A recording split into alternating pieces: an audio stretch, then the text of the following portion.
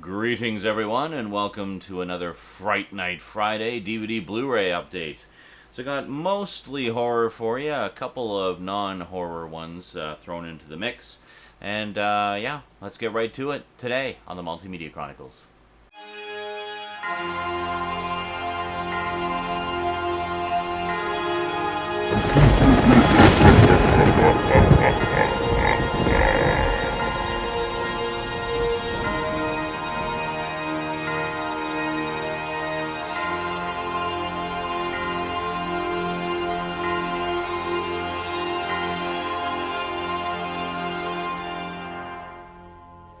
Welcome back. Well, let's kick things off with an animated movie that many of us have been wondering if it was ever going to come to Blu-ray. Well, it finally has, thanks to Warner Archive. I'm, of course, talking about Batman, Mask of the Phantasm, which, as many of you know, is one of my all-time favorite Batman movies.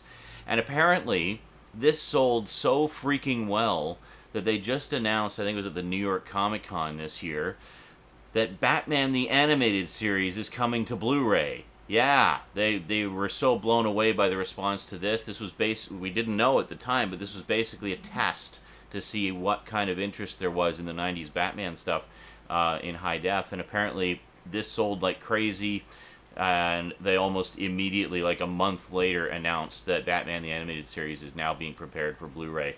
So, yeah, so we can expect that sometime in fourth quarter next year. So, hopefully around this time next year, we'll be talking about that Blu-ray collection. So, that's a freaking day one purchase right there. So, pretty amazing. Now, they've said that it's going to be 85 episodes, so I'm thinking that, in terms of the DVDs, it will contain all of the original Batman series, but not the Batman and Robin series which followed. So you might still want to grab volume 4 if you don't have it already, and then all of this stuff will be covered in the forthcoming Blu-ray collection. So pretty cool.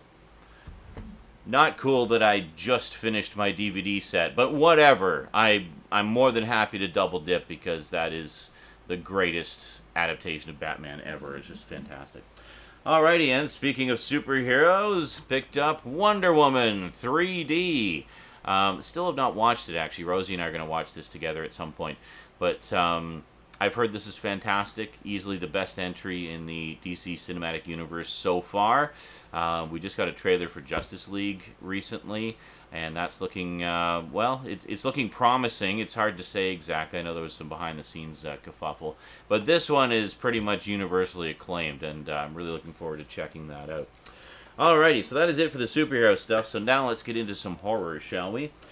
So, as you know, over the course of Halloween this year, and probably going to go into overtime because I'm a little bit behind from where I wanted to be, I've been reviewing the Universal Monsters movies and just generally the classic monsters, in particular really focusing heavily on Dracula and Frankenstein.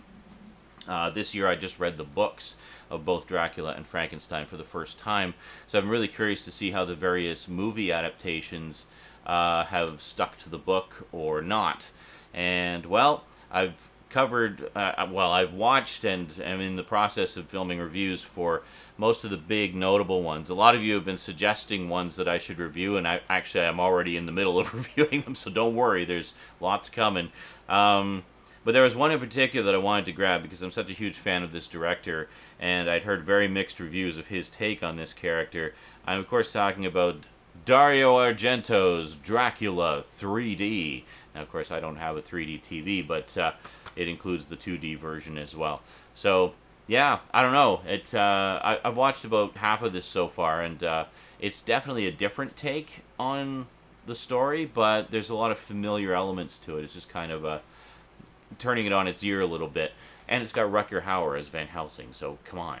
Roy Batty, battling vampires. How can you go wrong? So, very nice. Very cool. There we go.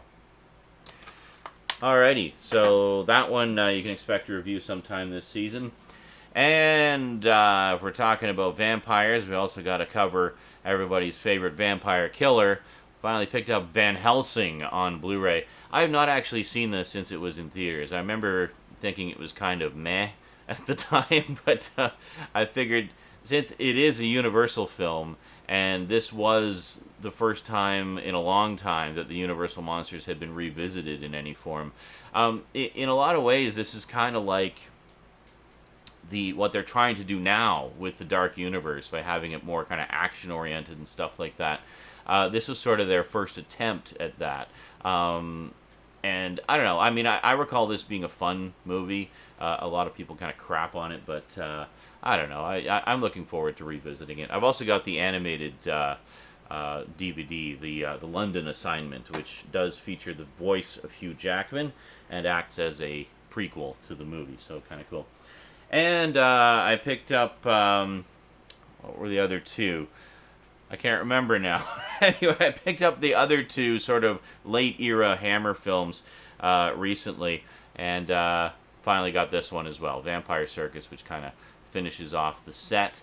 Quite nice. This one is unrelated to any of the other Hammer vampire films. It's kind of a standalone thing. But there was this one, and Twins of Evil. Oh, and Hands of the Ripper. That's what the other one was. So those three sort of late-era Hammer films put out by Synapse Films.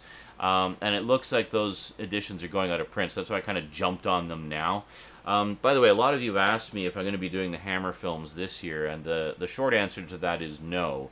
The long answer is, the reason the answer is no is because there's so many Hammer films that honestly I feel that they deserve a Halloween all their own. Also, they're very sporadically available on DVD and or Blu-ray. There's still quite a few of the Hammer films that are only available on DVD all over the world. And there's a lot of them also that are only available on Blu-ray in Region B land, and others that are available on Blu-ray here only in collector's packs of a variety of movies. Like, it's just such a mess, the video releases for those. So over the course of this year, I'm going to try to sort through the mess and likely pick up a region-free Blu-ray player and just get some of the Region B ones that will possibly never see the light of day over here. And we'll kind of shoot for next year, hopefully. So we'll see how that goes. That's going to be a side purchasing project over the course of this year. So keep an eye on those updates and you'll see how it's going. And then finally, last but most certainly not least, those of you who watch my Laserdisc collection overviews will know that I've had this one on Laserdisc for a very long time. And since I'm going to be reviewing the movie that it's kind of inspired by, namely Dracula's Daughter, from, I think it was 1936, if I remember correctly, I had to pick this one up as well on DVD. We have Nadia, yes, which is presented by David Lynch, but not directed by him. But this is a wonderful black and white indie film. Guest stars Peter Fonda as the Van Helsing character, and it's just really, really good. I've always really liked this movie a lot. I watched my Laserdisc of it a few times. I was kind of disappointed to discover that the DVD is basically the same transfer that they use for the Laserdisc, i.e. a non-anamorphic widescreen. It's a 4x3 letterbox widescreen transfer, so easy to correct in VLC player or with the zoom function on your TV. Just, kind of annoying because you are losing resolution with that. Anamorphic is much better quality. But, oh well, at least it's nice to have it on a more convenient format that I can watch fairly easily. Yeah, and as I said, I always really liked this one a lot. So, yeah, there you go. So that is it for this update. Just a few additions. I haven't been focusing too heavily on the DVDs and Blu-rays, like new purchases at the moment. Oh, wait a minute, there's one more. Also picked up The Invisible Man. Because, quite frankly, I am sick and tired of waiting for them to put out the freaking Legacy Collection on Blu-ray, and I wanted to at least be able to watch the first one in high def. This wasn't too expensive. It was like $10, I think. But, yeah, so very nice. Cover art is exactly the same as the slipcover. And it's kind of bumpy a little bit. I don't know. Anyway, kind of nice. I like it. But, yeah, so I haven't been focusing too much on DVD Blu-ray purchases right now because essentially I have everything that I need and everything that I wanted to review.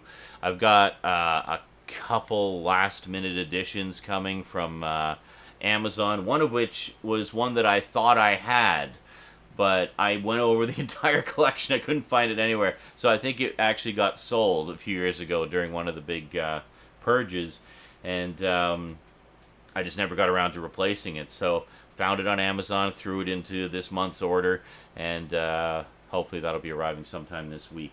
I'm already behind in the reviews anyway, so by the time I get to that particular film, it'll be right on schedule as far as catching up and being late goes. So, yeah, there you go. Hope you enjoyed. We'll see you next time. So big thanks to you for watching. Big thanks to my Patreon sponsors for being Patreon sponsors. You guys and gals are awesome. And we'll see you next time. Until then, sayonara.